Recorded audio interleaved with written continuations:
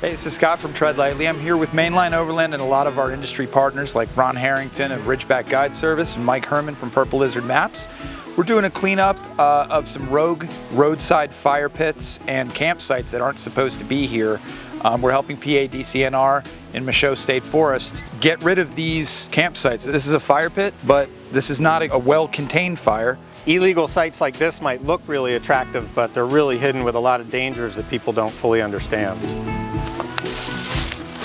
One of the alarming things that we've noticed is it seems like a lot of these are in these kind of super piney and dry areas where on the ground here it's just a blanket of pine needles, which is probably the biggest fire hazard out here in the state forest, and being super dry here, this is probably about the worst place you could have an unauthorized fire pit. One of the difficult things when you're out camping is trying to learn where it is that you're legally allowed to camp and where you aren't. And that's going to vary with each land manager agency or each parcel that you're looking to camp on. So the rules are different in a national forest, they're different in a state forest, they're different in a state park. So we certainly recommend that you carry a solid map to help you determine where that legal spot would be. If it's a numbered campsite in a state forest, which in Pennsylvania there are literally hundreds of legal sites that you can camp in the backcountry on, or if it's in a state park, you're going to have a reserve site that's completely legal to camp in.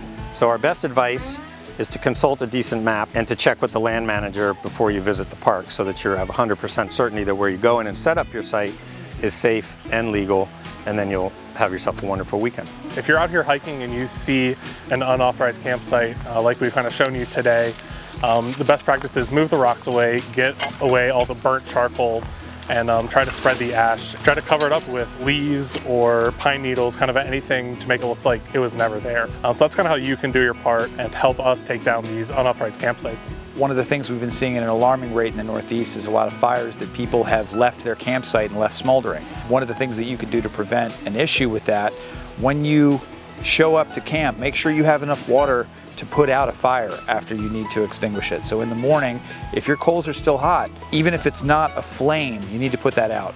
If the wind picks up, you could easily spread some embers into some dry tinder and start a forest fire. Instead of kind of carrying around all water bottles and wasting all that drinking water, there is this Sea to Summit. It's a folding bucket. Anyone can carry this. This weighs basically nothing.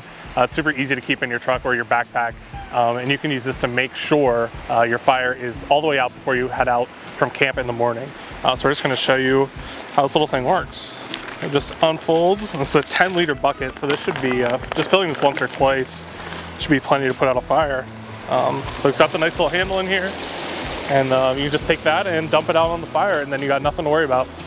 One of the parts of traveling responsibly and educating yourself is checking with land managers about whether a fire is legal in the place you are. Sometimes, like in this Pennsylvania State Forest, there are seasonal fire bans.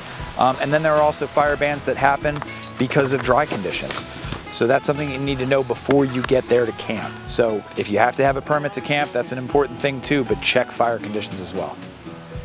Everybody's exposure to the outdoors is different. So when you're first exploring the outdoors and you're trying to learn where to camp and where not to camp, it's definitely an odyssey, and a lot of that gets down to education. Part of that is on your shoulders. You need to educate yourself about what land you're on and what you're allowed to do there. And then how to act on that land. And you can look to organizations like Tread Lightly and go to their website where you'll find a lot of information about the rules, proper rules and etiquette for camping, for traveling overland, for hiking and for backpacking. All of those things are going to help you have a really good time exploring the woods.